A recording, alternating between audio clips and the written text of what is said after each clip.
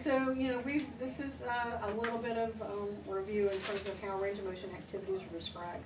So we describe range of motion in terms of the joint range of motion. So that's reflection, extension, abduction, that type of stuff. We measure range of motion using goniometry and it's recorded in the number of degrees of the angle. Okay, so don't worry about how that works until we get there. Okay, just know that we do actually measure that very specifically. We look at the functional excursion, so the distance that a muscle is capable of moving from its most contracted to its most stretched position.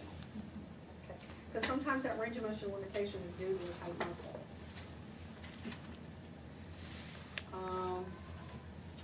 Assessment of range of motion beyond goniometry, you need to consider the following. As you think about what else you're feeling when you're looking at your range of motion, so you want to think about the shapes of the bones and the joints. That clues you into what movements you can really expect. What's the integrity of the joint at the end of the range? What does that end feel? What does it feel like at the end of range? What muscles may be holding the joint back?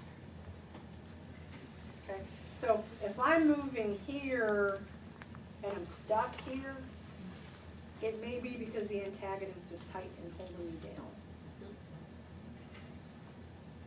Okay, so it's not always about the muscle that's doing the movement. It might be the opposite muscle is the one that's tight.